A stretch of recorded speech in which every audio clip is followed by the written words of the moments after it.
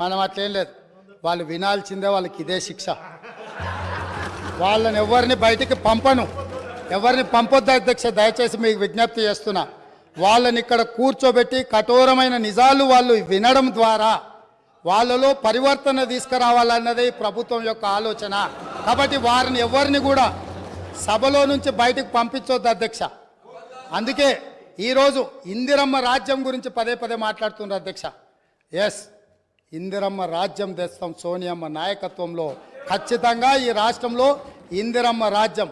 ఇందిరమ్మ రాజ్యం అంటే పేదలకు ఇందిరమ్మ ఇండ్లు ఇస్తాం, భూమి లేని దళితుల గిరిజనులకు అసైన్మెంట్ భూములు ఇస్తాం, పోడు భూముల పట్టాలు ఇస్తాం, పేదలు చదువుకునే విద్యార్థులకు ఫీజు రియంబర్స్మెంట్ ఇస్తాం, వైద్యం అందించలేని నిరుపేదలకు ప్రాణాలు పోతుంటే కుటుంబ సభ్యులుగా ఆదరించి రాజీవ్ ఆరోగ్యశ్రీ పథకాన్ని అందుబాటులోకి తీసుకొస్తాం.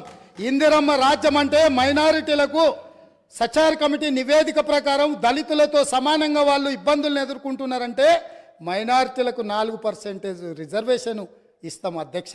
ఇందిరమ్మ రాజ్యం అంటే ఈ సమాజంలో ఉన్న ప్రతి ఒక్కరి యొక్క హక్కులను కాపాడుతాం. ఇందిరమ్మ రాజ్యంలో మహిళలకు మహాలక్ష్మి ద్వారా 2500 రూపాయలు వాళ్ళ ఖాతాలో వేస్తాం, 500 రూపాయలకే సిలిండర్ వాళ్ళకి ఇస్తాం.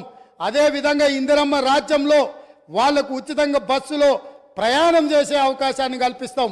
ఇంకా చాలా విషయాలు ఇందిరమ్మ రాజ్యం గురించి చెప్పాల్సినవి ఉన్నాయి, అవి చివరిలో చెప్తా అధ్యక్ష. ఈరోజు కేటీఆర్ గారు మాట్లాడుతూ ఈ గవర్నర్ గారి ప్రసంగం వినేటప్పుడు నాకు సిగ్గైంది వినడానికి అని అన్నారు. నిజంగానే వారు సిగ్గుపడాలి. ఎందుకు అని అంటే నిజంగానే చాలా విషయాలు మేము అందులో ప్రస్తావించుంటే వారు సిగ్గుపడి తల దించుకునేవాళ్ళు. మేము ఎందుకంటే ఇప్పుడే ఎందుకు అన్ని నిజాలు కఠోరమైన సత్యాలను మొదటి సభలోనే ఎందుకు, ఇంకా సుదీర్ఘంగా చర్చ జరగాలి. ఈ చర్చల ద్వారా ప్రజలకు ఆ తల్లిదండ్రులు జైల్లో ఉంటే చంటి పిల్లల్ని సంకలో పెట్టుకొని ఒక ఆడబిడ్డ తన భర్తను కలవడానికి వస్తే పోలీసులు అడ్డుకున్నారు. ఇవాళ గిట్టుబాటు ధర అడిగిన రైతులను బేడీలేసినందుకు సిగ్గుతో తల వంచుకోవాలి ప్రభుత్వం అని చెప్పి, ఆనాటి ప్రభుత్వం అని చెప్పి నేను ఈరోజు చెప్పదలుచుకున్నా అధ్యక్ష. అదేవిధంగా అధ్యక్ష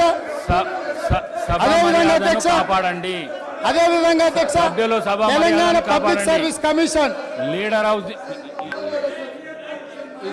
మీకు అవకాశం ఇస్తాం మాట్లాడుదురు, మీకు అవకాశం ఇస్తాం మాట్లాడుదురు, మీకు అవకాశం ఇస్తాం మాట్లాడుదురు. మీరు బెల్లకు రాకండి, మీరు బెల్లకు రాకండి, మీకు అవకాశం ఇస్తాం మాట్లాడుదురు, మీకు అవకాశం ఇస్తాం మాట్లాడుదురు. సభా గౌరవాన్ని కాపాడండి, సభా గౌరవాన్ని కాపాడండి.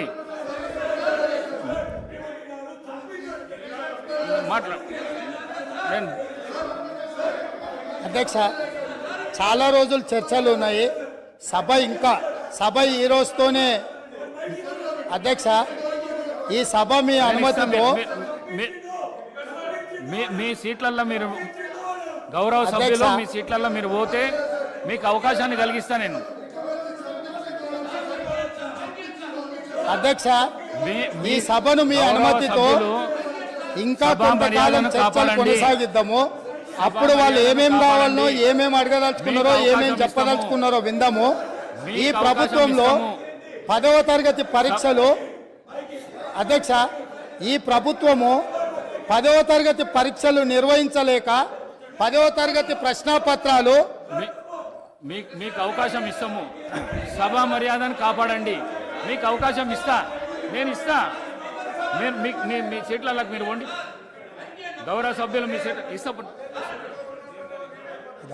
స్పీకర్ సార్ ముఖ్యమంత్రి గారు స్పీకర్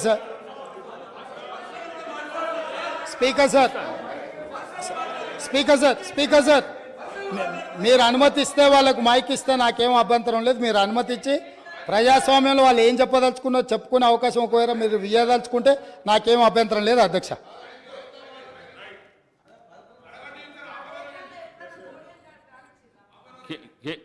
శ్రీ కేటీ రామారావు గారు. స్పీకర్ సార్, నేను నిజంగానే సిగ్గుపడుతున్నా సార్. ఎందుకంటే పంట బీమాకు రైతు బీమాకు తేడా తెలియని వ్యక్తి ముఖ్యమంత్రిగా ఉన్నందుకు నేను నిజంగానే సిగ్గుపడుతున్నాను సార్. పంట బీమాకు రైతు బీమాకు తేడా తెలియని వ్యక్తి మీ గొప్ప నాయకుడు గొప్ప ముఖ్యమంత్రి అధ్యక్ష. నేను ఒకటే మాట అంటా ఉన్నా అధ్యక్ష, వారు పర్సనల్గా చాలా దారుణాతి దారుణంగా ఒక ముఖ్యమంత్రిలా కాకుండా ఏదో పిసిసి అధ్యక్ష పదవుల్లో అక్కడ గాంధీ భవన్లో కూర్చుని ఒక ప్రెస్ మీట్లో మాట్లాడినట్టు స్వీపింగ్ రిమార్క్స్. అధ్యక్ష ఇవాళ ఆయన ఒక గౌరవమైన రాజ్యాంగబద్ధమైన పదవిలో ఉన్నారు అధ్యక్ష. నేనేమంటా ఉన్నా అధ్యక్ష, చెప్పాలి, గుర్తు చేయాలి, ఆయన గుర్తులేదు. నేనేమంటున్నా అధ్యక్ష, నేరెళ్లలో ఏదో జరిగింది, శాండ్ మాఫియా అని ఇష్టం వచ్చినట్టు మాట్లాడుతున్నారు. నేను ఒకటే అడుగుతున్నా అధ్యక్ష, 2004 నుంచి 14 వరకు శాండ్ మీద ఈ రాష్ట్రంలో, ఆంధ్రప్రదేశ్ రాష్ట్రంలో, తెలంగాణ ప్రాంతంలో వచ్చిన ఆదాయం మొత్తం రాష్ట్రానికి సమకూరిన ఆదాయం 39.5 కోట్లు అధ్యక్ష. అంటే సంవత్సరానికి 4 కోట్ల ఆదాయం కూడా రాలే. అదే 2014 నుంచి 2023 వరకు అధ్యక్ష ఈ రాష్ట్రానికి శాండ్ మీద వచ్చిన ఆదాయం 5,000 కోట్ల పైచిలకు అధ్యక్ష. 4 కోట్లు కూడా ఆదాయం లేని నాడు శాండ్ మాఫియా ఎవరు సార్? కాంగ్రెస్ పార్టీదా? కాంగ్రెస్ పార్టీల జేబులు, నాయకుల జేబులు నిండినాయా?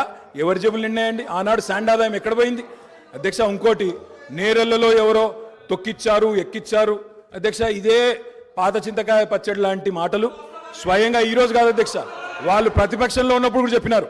ఇది 2018కి ముందు చెప్పినరు, తర్వాత చెప్పినరు. ఆయన చెప్పిన నేరెళ్లలో కూడా మా పార్టీకి అభ్యర్థిగా నాకే మెజారిటీ ఇచ్చి ప్రజలు మళ్ళొక్కసారి బ్రహ్మాండంగా గెలిపించి వాపసు పంపినారు అధ్యక్ష. ఒక మాట అధ్యక్ష, నేరెళ్లలో ఏదైనా తప్పు జరిగింటే